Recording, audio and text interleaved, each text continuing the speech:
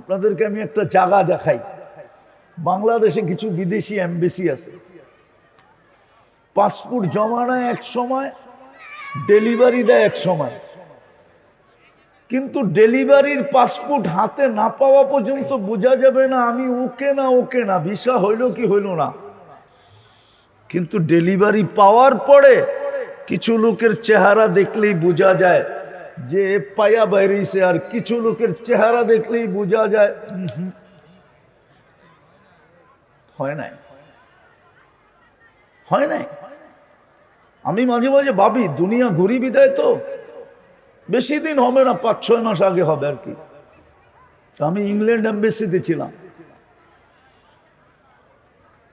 তা আমি বসেছিলাম, কিন্তু যারা বেশভূষা, আমাদের তো হুজুররা এই হুজুর বেশেই যায়, আমাদের তো ইউনিফর্ম আর চেঞ্জ হয় না, ঠিক না? হয় নাকি? এইভাবেই যাওয়া।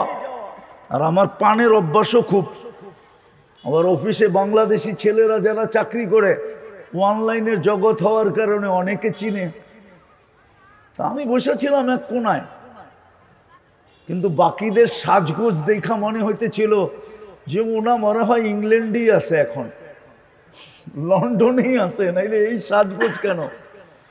বাংলাদেশে তো এরকম সাজগোজ সবাই লাইক করে না, যেইভাবে আসছে। কিন্তু পাসপোর্ট পাইতে ছিল, চেহারার রঙে বসতেছিলাম যে না, সাজগোজ কোনো কাজে দেয় নাই। সিরিয়াল আস্তে আস্তে আমারটাও আসছে, তা আমিও পাসপোর্টটা হাতে নিলাম। যে দিতেছিল ও আমার চিনে। হুজুর সবাই হাসুক আর না হাসুক, আপনি হাসতে পারেন।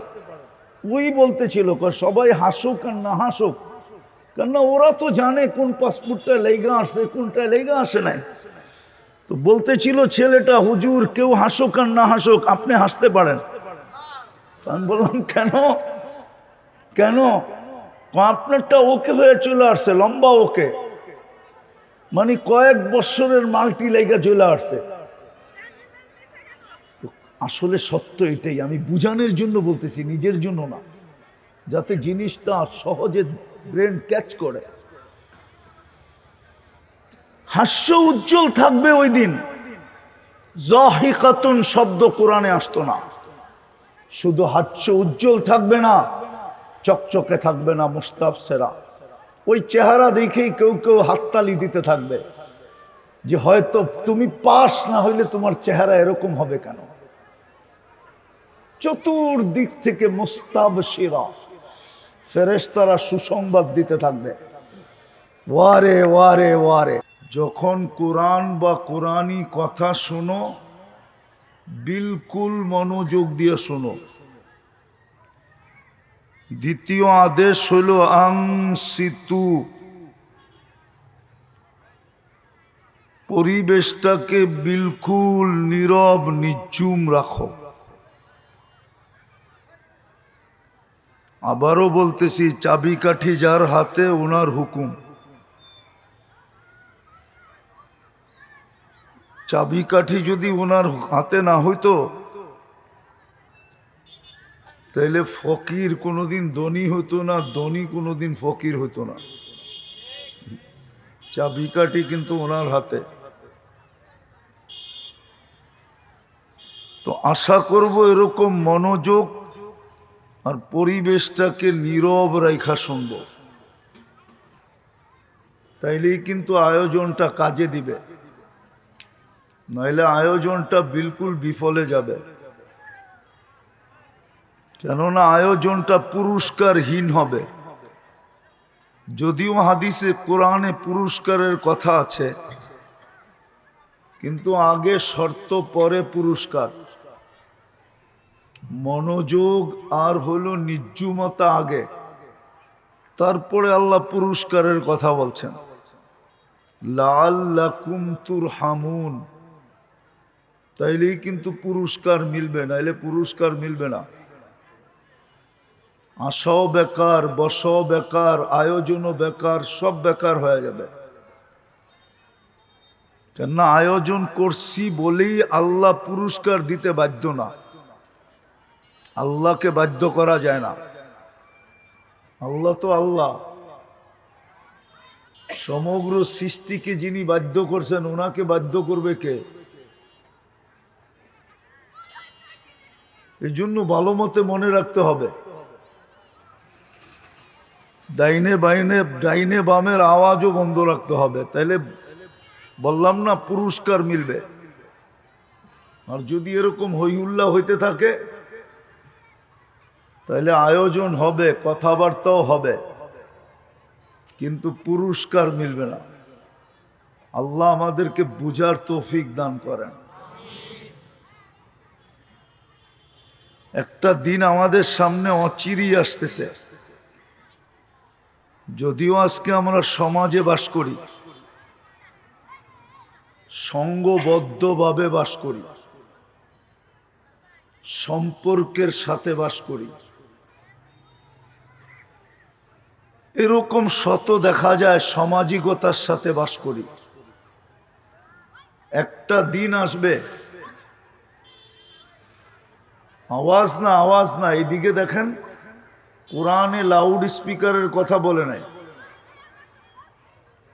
লাউড স্পিকার শব্দটা আল্লাহ জানে, এমন না যে লাউড স্পিকার শব্দটা আমাদের আবিষ্কার, আল্লাহ এই শব্দটা জানে না, চিনে না, এমন না, এই শব্দটা আল্লাহ জানে। বিদায় হজে ১.৫ লক্ষ সাহাবা ছিলেন, কোনো লাউড স্পিকার ছিল না। দুনিয়ার কেউ এই কথা বলতে পারবে না কোনো সাহাবী শুনে নাই, কোনো আলেম ওলামা আপনাদের অঞ্চলে ফতোয়া দিতে পারবে না যে সাহাবায়ে কেরাম আল্লাহর রসুলের কথা শোনেন নাই। আপনারা তো ১.৫ লক্ষের ১০০ ভাগের ১ ভাগও না এখানে। লাউড স্পিকারের কথা বলে নাই, মনোযোগের কথা বলছে। শুধু আশেপাশের হইউল্লার কারণে আওয়াজ বোঝা যাইতেছে না। হইউল্লাহ বন্ধ করেন, নির্জুমতা আনেন, আওয়াজ বোঝা যাবে। তো যেটা বলতেছিলাম, কথাও লম্বা হবে না, ভালো মতে বোঝেন, কাজে দিবে। নাইলে এই কথাগুলাই একদিন আমাদেরকে ব্যথিত করবে, মনে উঠতে থাকবে আর আমি ব্যথা পাইতে থাকবো। শাস্তির উপরে এগুলা আমাদেরকে ব্যথিত করবে। এই জন্য মনোযোগ দিয়ে শুনলে কাজে দিবে। যেটা বুঝাইতেছিলাম যে আজকে দুনিয়াতে আমরা সঙ্গবদ্ধ থাকি, সামাজিকতার সাথে থাকি, এলাকা ভিত্তিক থাকি, আত্মীয় স্বজন নিয়ে থাকি। একটা দিন কিন্তু অচিরেই আসতেছে, সবার জন্য আসবে, আর এটাই আল্লাহর সিদ্ধান্ত। কুল্লু নাফসিন যায়িকাতুল মাউত, এমনকি মালাকুল মউতকেও কিন্তু মরতে হবে। এমন না উনি আমাদেরকে নিয়ে যান, উনি মরবে না, এরকম না, ওনাকেও মরতে হবে। এটাই আল্লাহর সিদ্ধান্ত। ইন্নী কাতাবতুল মাউতা আলা মান তাহতা আরশি, আল্লাহর সিদ্ধান্ত, আরশের নিচে যে আছে তাকে মরতে হবে। আল্লাযী হাই লা ইয়ামুত, যিনি চিরঞ্জীব, ফাহুয়া ফাওকা আরশি, উনি আরশের উপরে বিরাজমান। এই জন্য দুনিয়ায় সবকিছু নিয়ে মতানৈক্য আছে, কিন্তু মৌত নিয়ে কোনো মতানৈক্য নাই।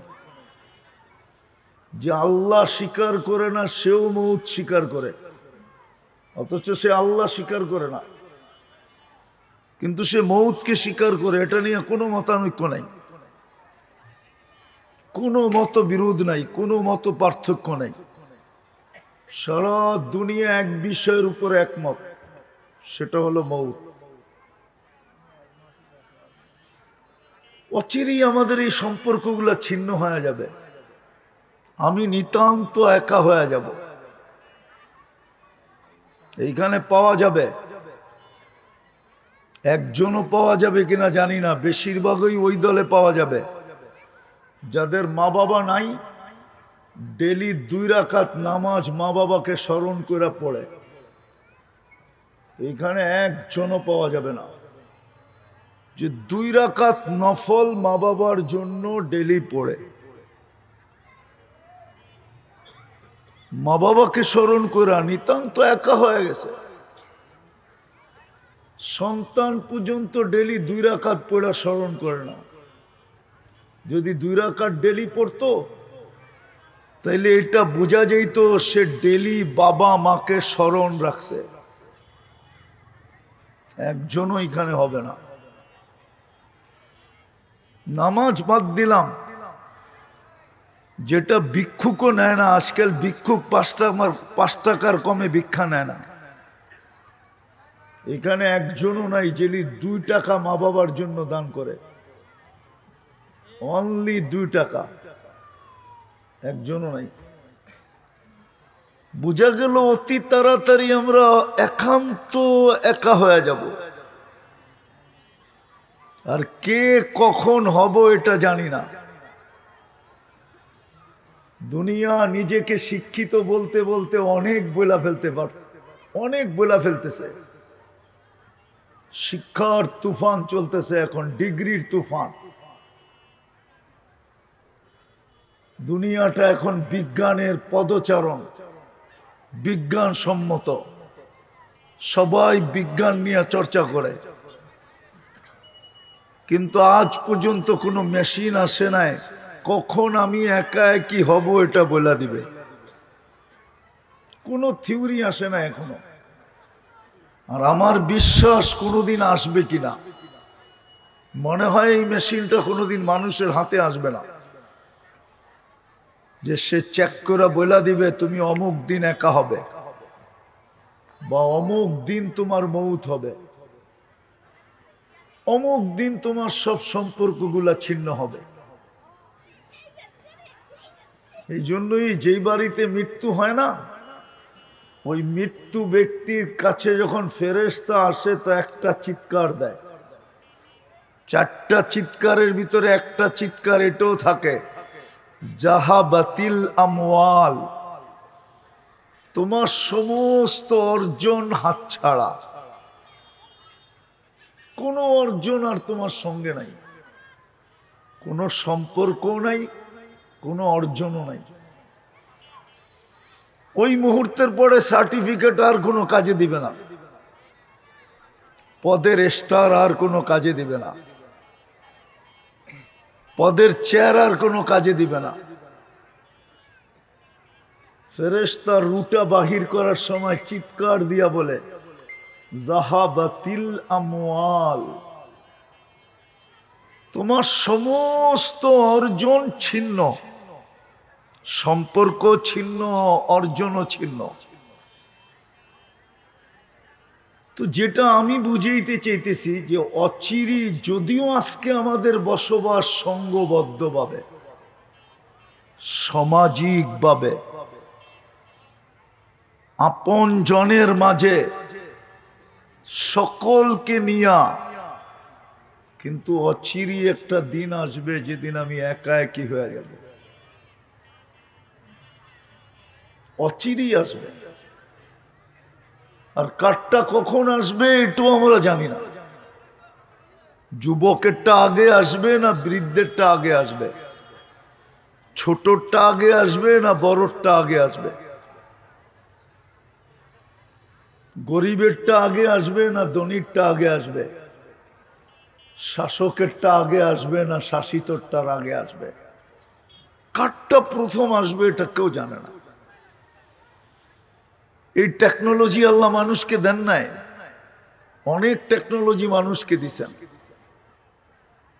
যার কারণে তো মানুষ গৌরব করে। নাইলে মানুষ আবার গৌরব করে কি করে? মানুষ গৌরব করতে পারে না, অহংকার করতে পারে না। এই জন্য তো মানুষ গৌরব না অহংকার করে। নাহলে মানুষ অহংকার করে কি করে? আপনি একটু ভাবেন, আপনার উৎপত্তি কোত্থেকে, কিসের থেকে তৈরি? আমার তৈরি কোন জিনিস থেকে? মনে উঠলো এই জন্য বলতেছি। ইসলামের ইতিহাসে একজন রাজা ছিলেন ইয়াজিদ বিন মুহাল্লাব, মালিক ইবনে দিনার রহমতুল্লাহ আলাইহির জামানায় বড় প্রতাপশালী রাজা ছিলেন, বড় বিরাট এরিয়ার উপরে রাজত্ব ছিল। Yazid bin Muhallab, Yazid bin মাবিয়ানা। তো একদিন বাড়ির থেকে বাহির হইতেছিল বড় শান শওকতের সাথে। দেখেন না, পদস্থ লোকেরা বাহিরই হয়, ওনাদের বাহির হওয়া দেখলেই বোঝা যায় উনি পদস্থ, ঠিক না? কি আরো ব্যঙ্গা বলতে হবে? তো শান শওকতের সাথে বাহির হইতেছিল। মালিক ইবনে দিনার রহমতুল্লাহ আলাইহি উঁচা জায়গায় দাঁড়ায় তাকায় তাকায় দেখতেছিলেন। তো চোখে যখন চোখ পড়ছে তো উনি একটু বেকা হয়ে দেখছেন, একটু বেকাত্মক ভঙ্গিতে দেখছেন, ব্যঙ্গাত্মক ভঙ্গিতে দেখছেন। তো রাজা ডাকছে, এদিকে আয়, তুমি কি আমাকে চিনো না? এইভাবে তাকাইলা কেন? বলছে, আমি তোমার চেয়ে তোমাকে ভালো চিনি। কেননা আল্লাহওয়ালাদের দিলে কোনো ভয় থাকে না। কি থাকে না? কি থাকে না? মনে হয় বোঝেন নাই। আসলে যারা নিরেট আল্লাহর জন্য হয়ে যায় ওদের দিলে কোনো ভয় থাকে না। উনি বলতেছিলেন, তোমাকে আমি তোমার চেয়ে ভালো চিনি। বলছে, এটা কি কইরা হয়? আমার চেয়ে তুমি আমাকে ভালো চিনো? তো বলতেছে, উনি জবাব দিতেছেন মালিক ইবনে দিনার রহমতুল্লাহ আলাইহি, যে আমা কানা আউয়ালুকা নুতফা, তোমার প্রথমটা একটা বীর্য ছিল না? তো মালিক ইবনে ইয়াজিদ বিন মুহাল্লাব বলতেছেন, বালা, অবশ্যই ছিল। আরেকটা কথা মনে রেখেন, আগের যুগের মানুষ প্রতাপশালী ছিল কিন্তু বেয়াদব ছিল না। কি ছিল না? আদব ছিল, আদব ছিল। এখন তো একটু কিছু পাইতে না পাইতে অহংকারী তো হয়, সাথে সাথে আদব কায়দাও হারায় ফেলে। তো বলতেছিল অবশ্যই ছিল। বলছে, আখিরুকা জিফা, তুমি মারা গেলে ফুলন্ত ফাটন্ত দুর্গন্ধময় একটা লাশে রূপান্তরিত হবে না? বলছে, বালা, অবশ্যই। বলছে, বাইনাহুমা তাহমিলু কাদিরা, এই দুইয়ের মাঝে তুমি আর আমি একটা পেশাব পায়খানা টুকরি। টুকরি চিনেন? আপনাদের এলাকায় কি বলে? হাজি, ঠিক না? পেশাব পায়খানার একটা হাজি, পেটের ভিতরে কি? তো ইয়াজিদ বিন মুহাল্লাব বলতেছে, আরাফতানি হাক্কা, তুমি আমাকে চিনছো, আর এই চামচগুলা একটাও আমারে চিনে নাই। কেন? চতুর্দিকে তো চামচই থাকে, ঠিক না?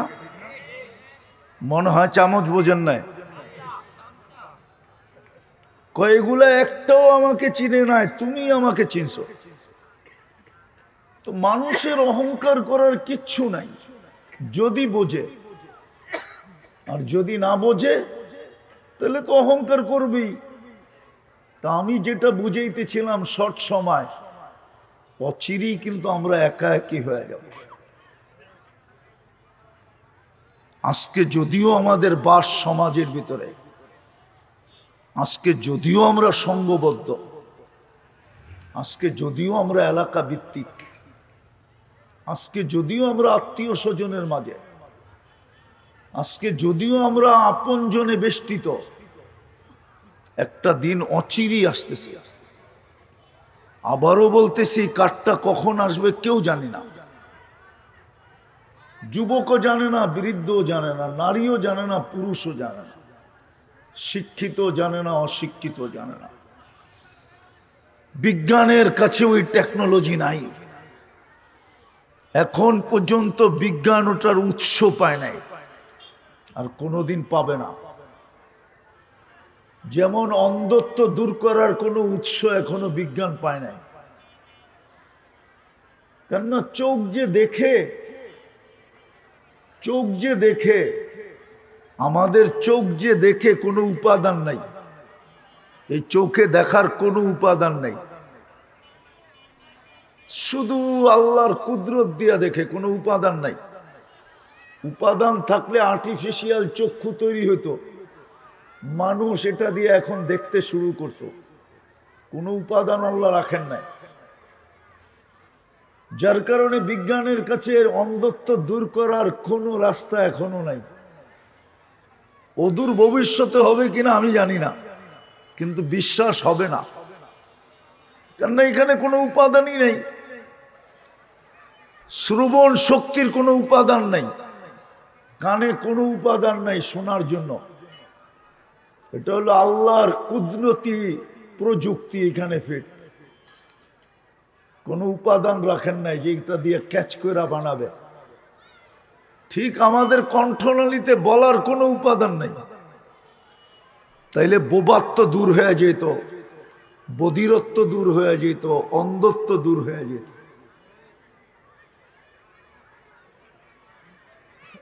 কসম খোদার, ঠিক এরকম কোন উপাদান এখনো বিজ্ঞান পায় নাই, কোনদিন পাবে না, যেটা দিয়া জানবে কে কখন একাত্ম হবে, একক হবে, একা একই হয়ে যাবে।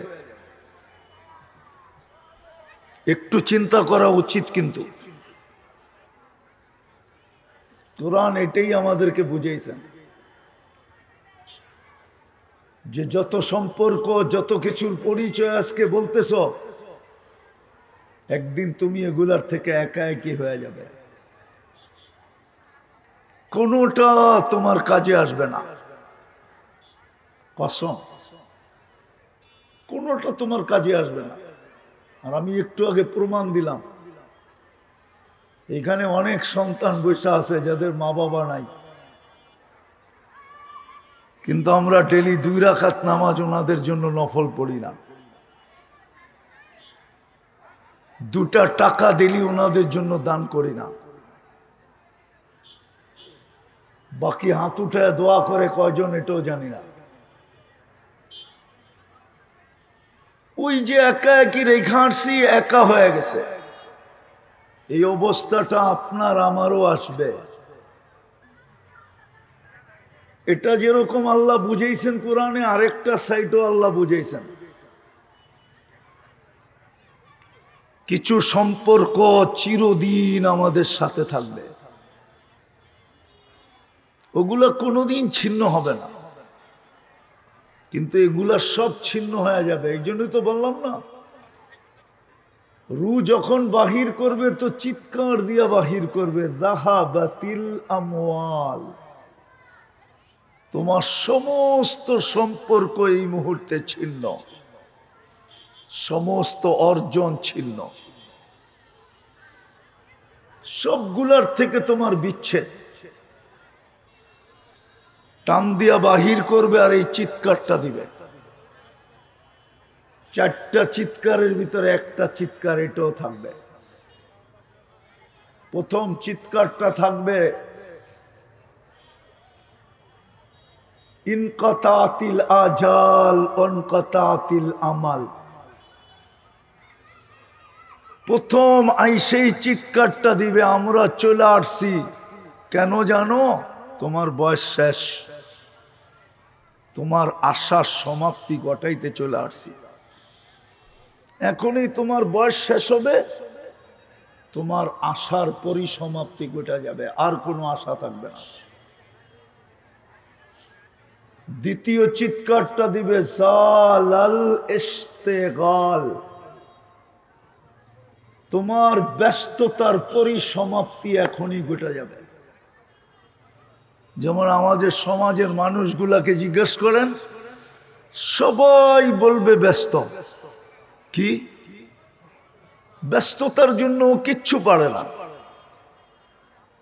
সারা দিন রাত সে ব্যস্ত। যুবকরা ইন্টারনেট আর মোবাইল নিয়ে ব্যস্ত, যুবতীরও ঘরে ইন্টারনেট নিয়ে ব্যস্ত, সবাই ব্যস্ত। তো দ্বিতীয় চিৎকার ফেরেশতার হবে জালাল ইশতিগাল। তোর ব্যস্ততার পরিসমাপ্তি এই মুহূর্তে ঘটায় দিব। আর কেউ তোমাকে ব্যস্ত বলবে না, তুমিও বলবে না, কেউ বলবে না, ব্যস্ততা শেষ। তৃতীয় চিৎকার হবে যাহাবাতিল আমওয়াল, সমস্ত সম্পর্ক ছিন্ন, সমস্ত অর্জন হাতছাড়া, তুমি নিতান্ত একা, বিলকুল একা তুমি।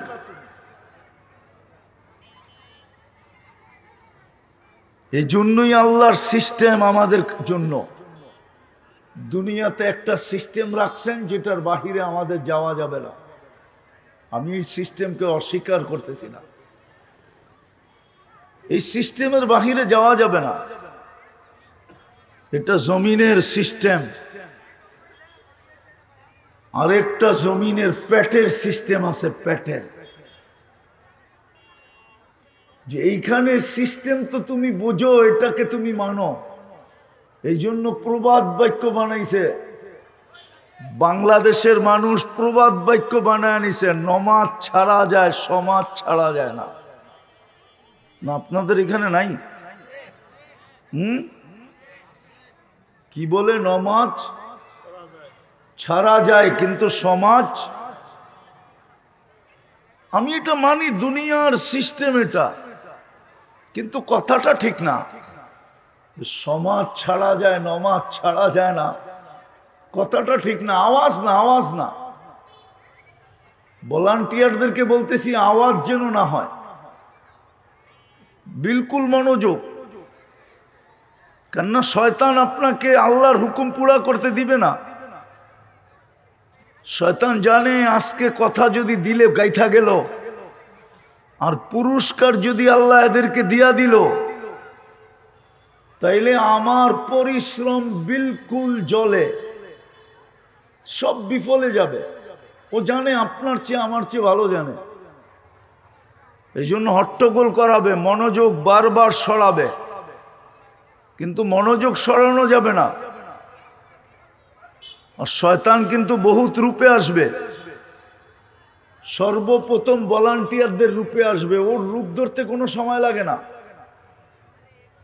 ও শুধু একজনের রূপ ধরতে পারে না, শুধু আমাদের নবীজির রূপে রূপান্তর হতে পারে না, বাকি সবার রূপ ধরতে পারে। ভলান্টিয়ারদেরকে বলতেছি, ওরা নিজেরা আয়োজকরা ওয়াজ শুনে না। ওরা ভাবে আমরা আয়োজন করে তীর মাইরা ফেলছি, আমরা আর ওয়াজ শুনবো কেন? তো ওরা বাহির দিয়ে শুধু হট্টগোল করতে থাকে। এই জন্য আমার কথা ওনাদের কানেও মনে হয় ঢোকে না। শয়তান বিলকুল রিপিট মেরে দেয়। এই জন্য দেখবেন আয়োজকরা কথা শুনে না, কান পর্যন্ত যায় না, ওই চিল্লা চিল্লি করতে থাকে। কেন? আসলে কথা ওইখান থেকে আসে, এইখান থেকে আসে না। কথা কিন্তু উপর থেকে আসে, দিলের থেকে আসে না। হ্যাঁ, আমি এই অঞ্চলে খুব কম আসি। মনে হয় আপনারা ডাইরেক্টও আমাকে নেন নাই। আমার সাথে এই কমিটির ডাইরেক্ট কারো যোগাযোগ হয় নাই। এই কমিটির কেউ বলতে পারবে না আমাকে ডাইরেক্ট ফোন করছে। আমি বায়া আসছি, ইজ্জত রাখার জন্য আসছি। নাহলে আমার সাথে আপনাদের কেউ কমিটি বলতে পারবে না ডাইরেক্ট যোগাযোগ হয়েছে। এই জন্য পায়ে হাত দিয়ে বলি, আওয়াজ করবেন না। কিছু একটা জিনিস বুঝাইতে চাইতেছি, আল্লাহ করুক বুঝে আসুক। 2-4 জনের বুঝে আসলো কাজে দিবে। আর যদি ভলান্টিয়াররা হট্টগোল করে, বন্ধ করে চলে যাব। তো যেটা বুঝাইতেছিলাম, কথাটাকে গুছায় আনতে চাইতেছিলাম অল্প সময়ের ভিতরে, কিন্তু আপনাদের এলোমেলো দেখলে ওই সম্পর্ক ছিন্ন হয়ে যায়। তো যেটা বুঝাইতেছিলাম, অচিরেই আমরা একা একই হয়ে যাব।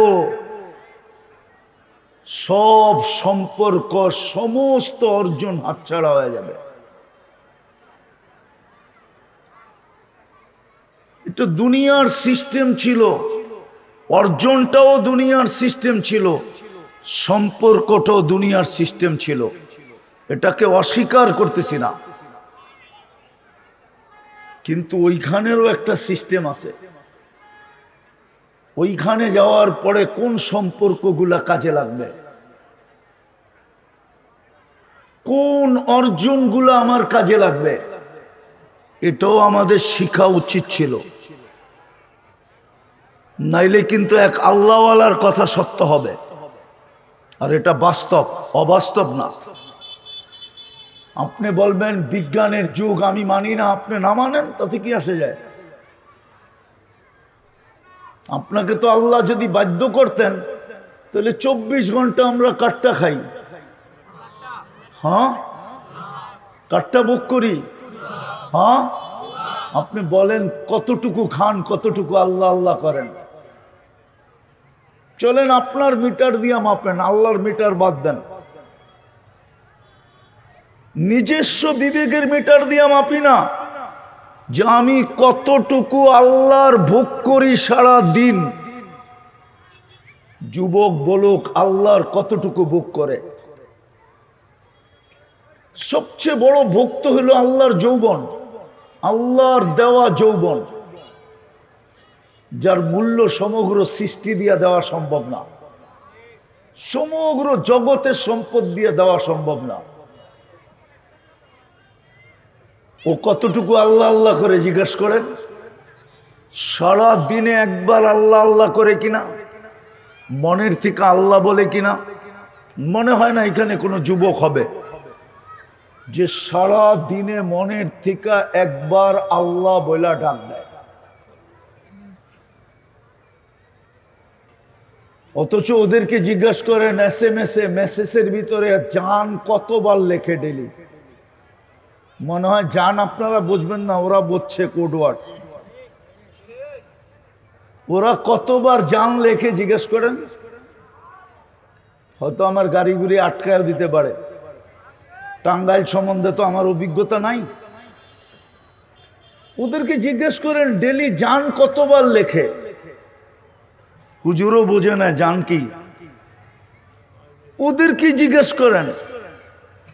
অথচ সারা দিনে একবার আল্লাহ বলে না।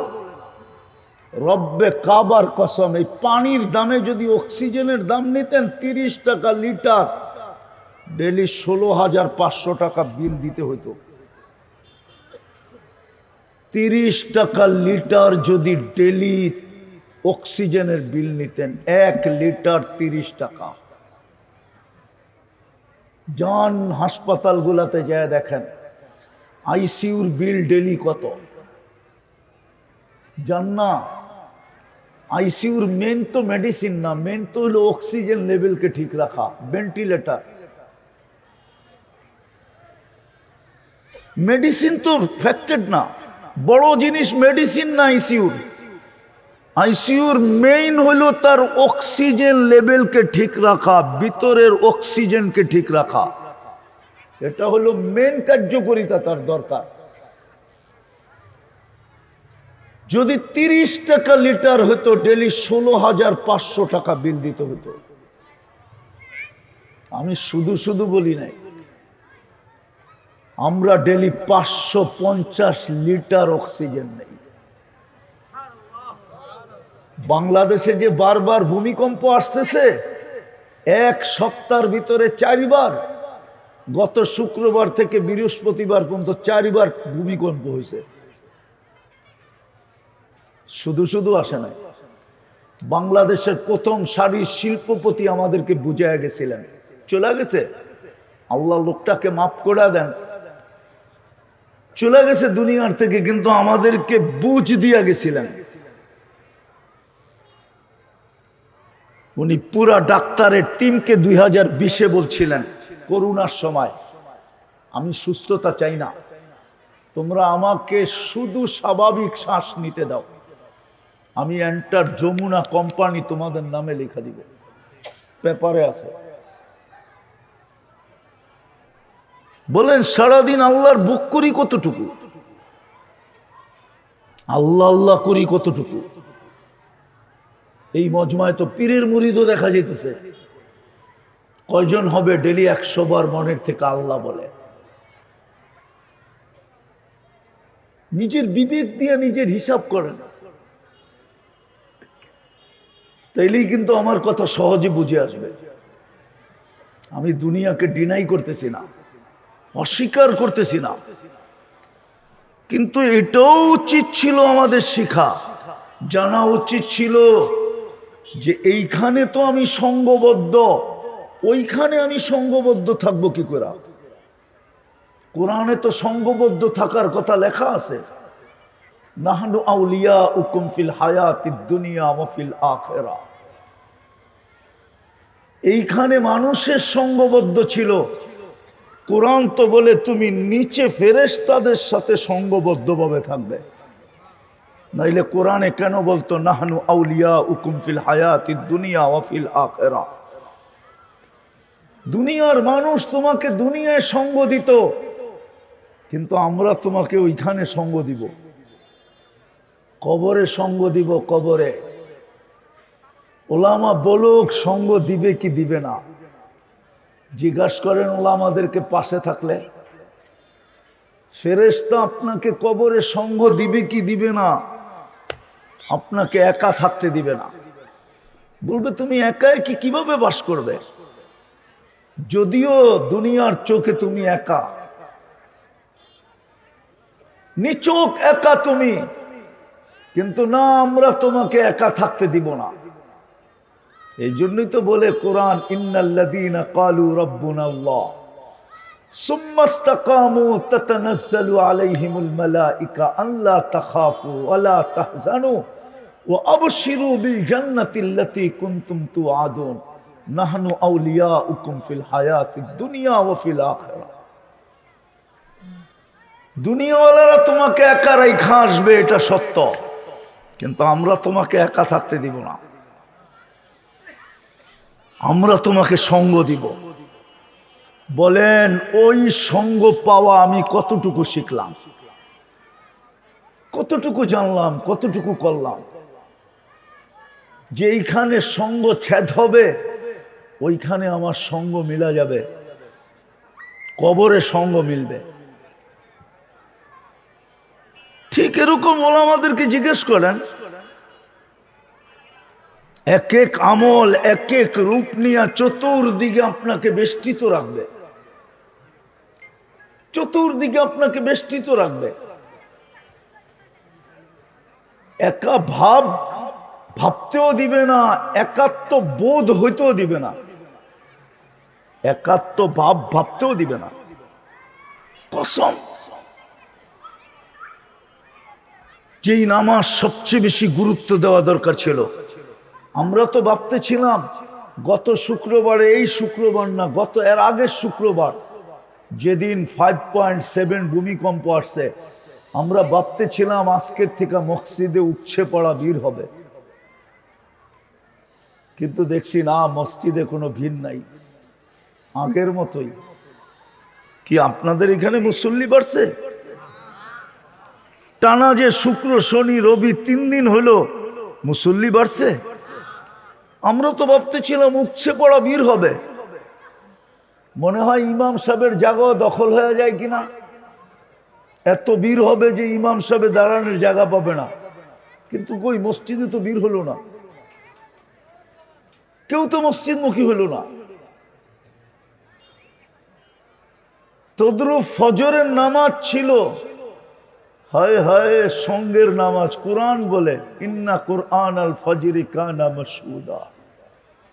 আল্লাহর রসুল বুঝাইতে চেষ্টা করছেন, আমার উম্মত যদি বোঝে তো 3 ওয়াক্ত নামাজ কখনো ছাড়বে না। বাকিগুলা একা পড়তে পারে, কিন্তু 3 ওয়াক্তের জামাত কখনো ছাড়বে না। বাকি 2 ওয়াক্ত একা পড়া নিতে পারে, এটা হইতে পারে, কিন্তু 3 ওয়াক্তের জামাত কখনো ছাড়বে না। একটা হলো ফজর, একটা হলো আসর, একটা হলো এশা। এই 3 ওয়াক্তের নামাজ কখনো ছাড়বে না। এই জন্য আল্লাহ রসুল বলছে, লাউ ইয়ালাম উম্মতি মা ফিল আতামাতি ওয়াল ফজরি। আমার উম্মত যদি জানতো এশার নামাজ আর ফজর নামাজে কি রাখা আছে, লাউ আতাউহু হাবওয়ান, বুখারী শরীফে আছে সে হামাগুড়ি দিয়ে মসজিদে আসতো যদি জানতো। দ্বিতীয় বুখারী শরীফে আছে মান সাল্লাল বারদাইন দাখালাল জান্নাহ, যে ফজর আর আসর বাজমাত পড়তে থাকলো জান্নাত অবধারিত। ইন্না কুরআনাল ফজরি কানা মাশহুদা। হ্যাঁ হ্যাঁ, ফজরের নামাজ কি জানেন? দেখি একটা উদাহরণ দিলে বোঝেন কিনা। দুনিয়ার বড় বড় কোম্পানি, বড় বড় অফিসগুলাতে ফিঙ্গার ছাপ দিয়া ঢুকতে হয়। ফিঙ্গার ছাপ দিয়া, ফিঙ্গার ছাপ দিয়ে কেন ঢুকতে হয় জানেন? এটা হলো ইনের রেকর্ড। ইন, যে সে কয়টা ইন করলো। অফিসিয়াল টাইম 9টায়, সে 10 মিনিট পরে করলো না আগে করলো, না সে সবসময় দেরি করে আসে, এটা রেকর্ড। ইন, ইন কয়টায়। কোম্পানির ডাইরেক্টর বা ঊর্ধ্বতম কর্মকর্তা বৈশাখ ইন দেখে। যখন দেখে ডেলি আধা ঘন্টা দেরি করে, তো এক সময় উপর থেকে ডাক আসে, উপরে আসো। কেন? তখন দেখানো হয়, সিসি ক্যামেরা খুলে দেখানো হয়, কম্পিউটারে দেখানো হয় তোমার 30 দিনে 30 ঘন্টা দেরি। তোমার ইনে দেরি। তোমার, তুমি ইন করতে দেরি করতেছো কেন? ডেলি দেরি কেন? একদিন মানা যায়, 2 দিন মানা যায়, 3 দিন মানা যায়, এভরিডে এটা তো মানা যায় না। হয়তো দেখা যায় তার হাত চাকরি গুটায়া তার হাতে দিয়া বলে আউট, চলো। ফজরের নামাজ হইল ওই ফিঙ্গার ছাপ। আপনি আজকের দিনে ইন করলেন, ইন, এটা ইনের নামাজ, ইনের রেকর্ড। আল্লাহর কাছে ইনের রেকর্ড হইতেছে। অথচ ফজরের নামাজের সবচেয়ে কম মুসল্লি। যাক, আমি শেষ জায়গায় চলে আসছি, গুছায়া ফেলি। যদি আল্লাহ বুঝে দেয়, অচিরেই কিন্তু আমরা একা একই হয়ে যাব। যদিও আজকে আমরা সংঘবদ্ধ, যদিও আজকে আমরা দলবদ্ধ, যদিও আমরা আজকে আপনজন বেষ্টিত, যদিও আমাদের রাত দিন আপনজনের মাঝে, যদিও সমাজের ভিতরে আমাদের বসবাস, এলাকার ভিতরে আমাদের বসবাস, কিন্তু অচিরেই কিন্তু আমি একা হয়ে যাব। কিন্তু আমার প্রশ্ন হলো, এইখানে সংঘবদ্ধ থাকার জন্য একা একই যেন না থাকতে হয়। সমস্ত ব্যবস্থা তো আমি 24 ঘন্টা করি, যেন আপনজনের ভিতরে থাকতে পারি, এলাকায় থাকতে পারি, সংঘবদ্ধভাবে থাকতে পারি, দলবদ্ধভাবে থাকতে পারি। একাত্মবোধ যেন আমার ভিতরে না হয়,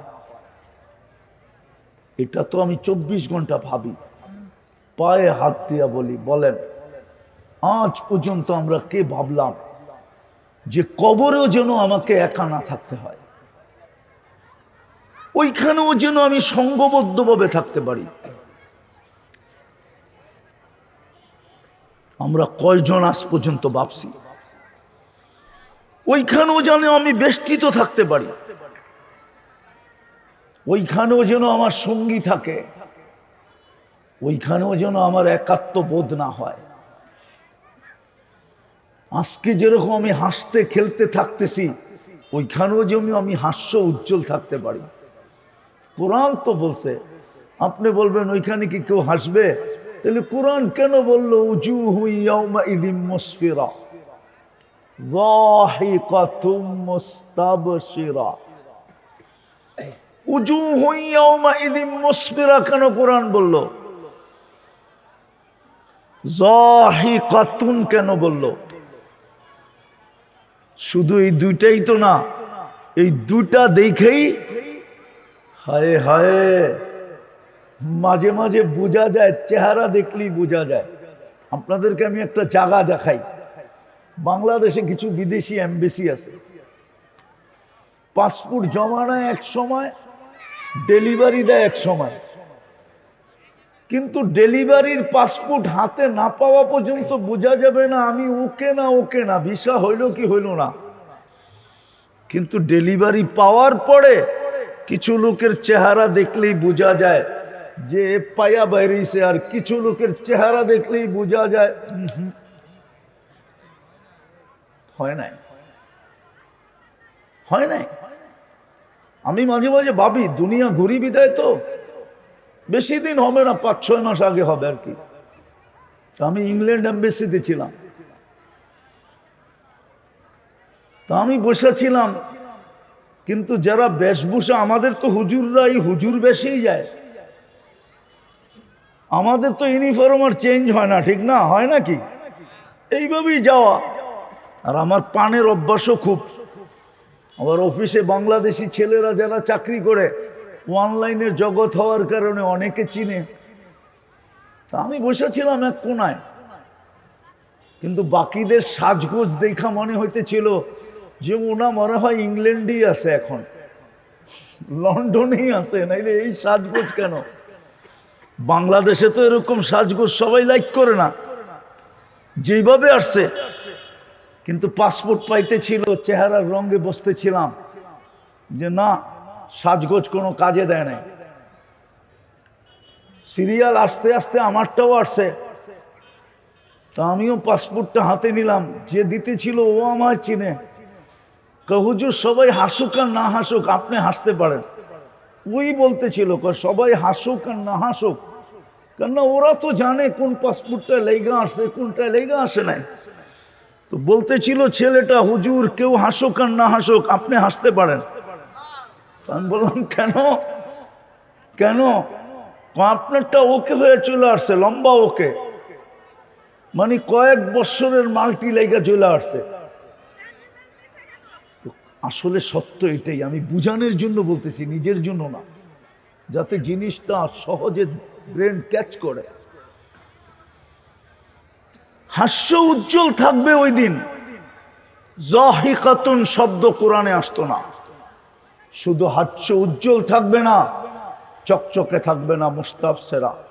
ওই চেহারা দেখেই কেউ কেউ হাততালি দিতে থাকবে যে হয়তো তুমি পাস না হইলে তোমার চেহারা এরকম হবে কেন।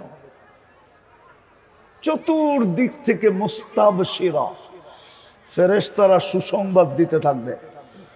ওয়ারে ওয়ারে ওয়ারে। বিদায় আমি শেষ জায়গায় চলে আসছি। একটু ভাবি,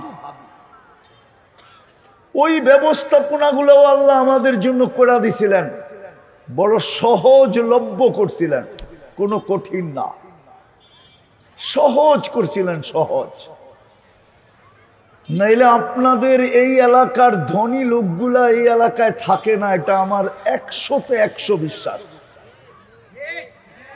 আপনাদের এই এলাকার ধনী লোকগুলা এই এলাকায় থাকে না। কোথায় থাকে? ঢাকাও কোথায় থাকে? হয়তো গুলশান, না হয় বনানী, না হয় বারিদারা, না হয় বসুন্ধরা, না হয় উত্তরা, উন্নত এলাকায় থাকে, ঠিক না?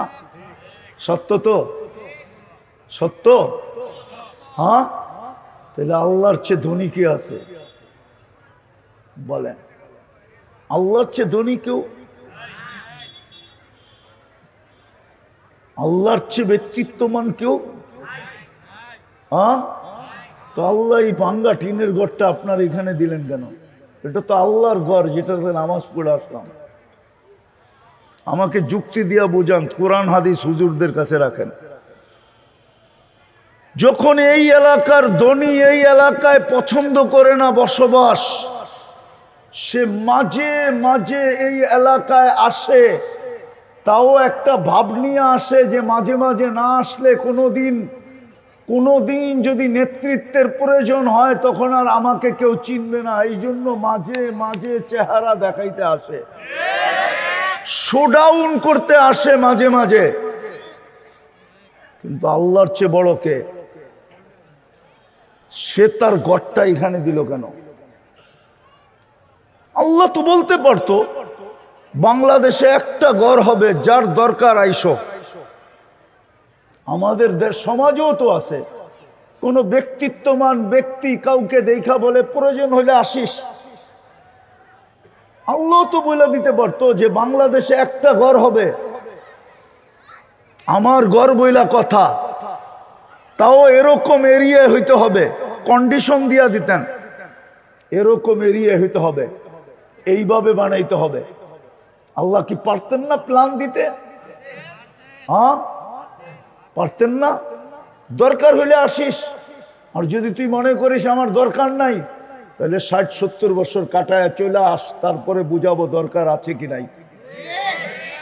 বলে দিতে তো পারতেন, যেরকম কোরআনে বলে দিছেন, আর রাদিতুম বিল হায়াতিদ দুনিয়া, ও উম্মতে মুহাম্মাদি, তুই মাটি পায়া কি করে খুশি হইলি? আজকে তো উম্মতে মুহাম্মাদি দুনিয়া পায়া খুশি, দুনিয়া তো মাটি। সুনিয়া মিনাত তুরাব ওয়া মা ফিহা তুরাব, দুনিয়া মাটির তৈরি, যা দেখো সব মাটির পদার্থ, সব মাটি থেকে তৈরি, সব মাটি থেকে উৎপন্ন। এই জন্যই তো একটা লজিক দিছে, লজিক বুঝবেন, বলবো? হ্যাঁ, দুনিয়ায় সবচেয়ে দামি হীরা কি? ঠিক না? এটা তৈরি হয় কিসের থেকে জানেন? হ্যাঁ, জানেন না? কয়লা, কয়লার থেকে হয়। এটা কার্বনের পদার্থ, কার্বন, কয়লা, কয়লা, কয়লা, যেটা 100 টাকা কেজি।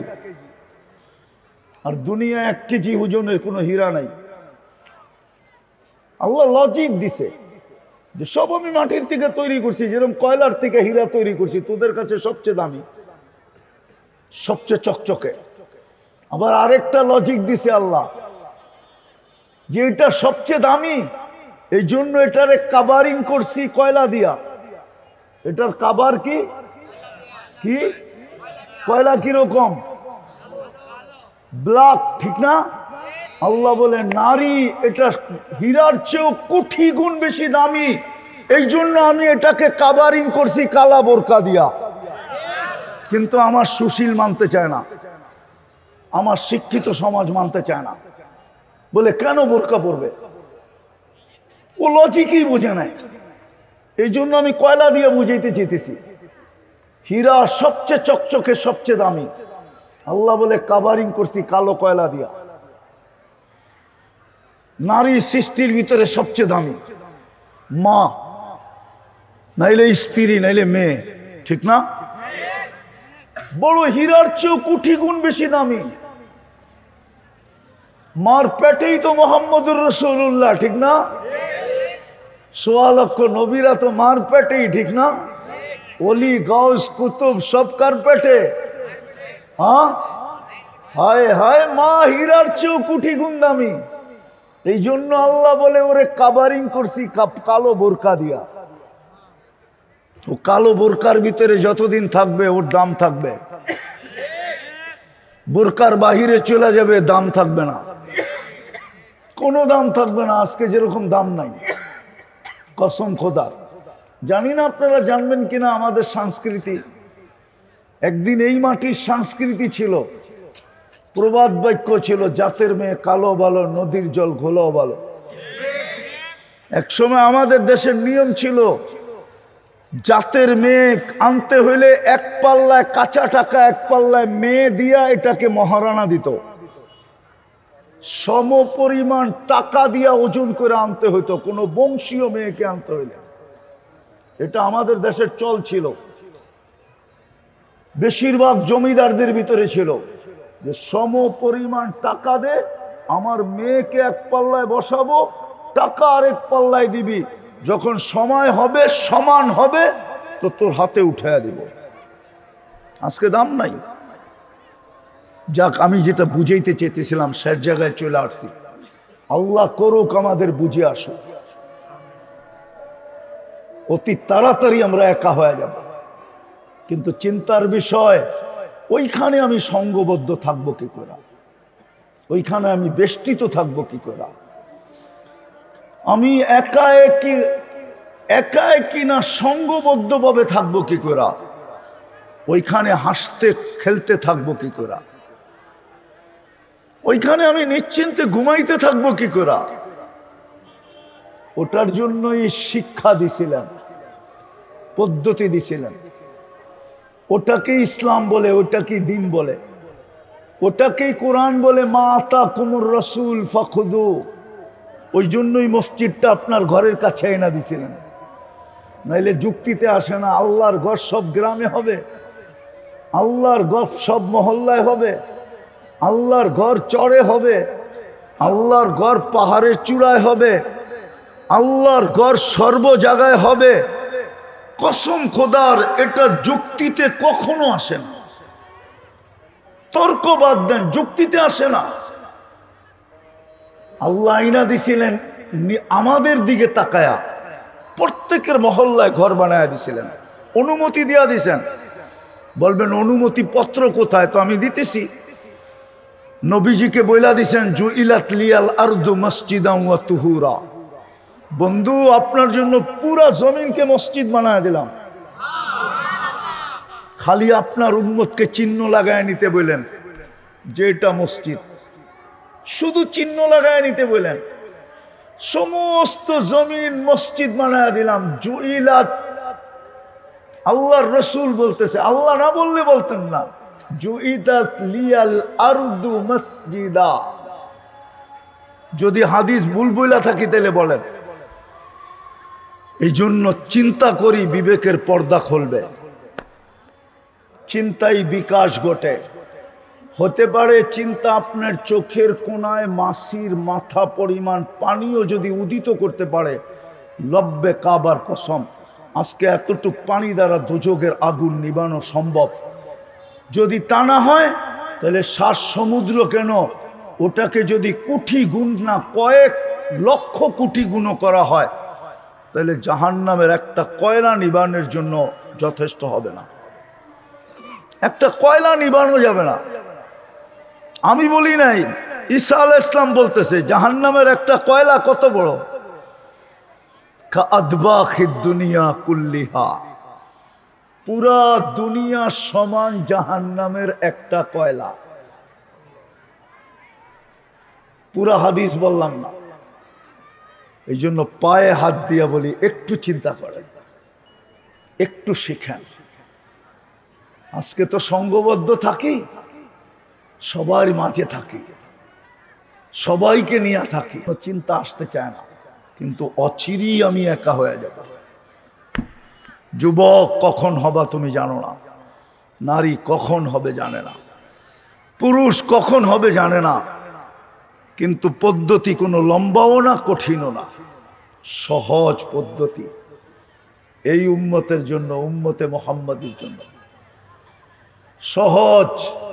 একটা দিয়া দেখাই আপনাদেরকে, তারপরে ইতি টানি। ইচ্ছা করলে এক রাত্রে 83 বৎসরের রিকভারি করা যায়। কয় রাত্রে? এক রাত্রে 83 বৎসরের ইবাদত কামানো যায়। লাইলাতুল কদর 83 বৎসর। খায়ের বাদ দিয়া বললাম, খায়ের বাদ দিয়া আলফু শাহর বললাম। 1000 মাসে 83 বৎসর 4 মাস হয়। এক রাত্রে পারে, কসম কসম। এই জন্য তো আমি বলি, আমার জাতি যদি কিছু না করতো সারাদিন, ঘুমানোর সময় যদি হাত দুটা উঠায়া বলতো আল্লাহ আমি সরি, আল্লাহ আমি মাপ চাই, এতটুক যদি বলতো যে আল্লাহ আমি মাপ চাই, আর কিচ্ছু যদি না বলতো,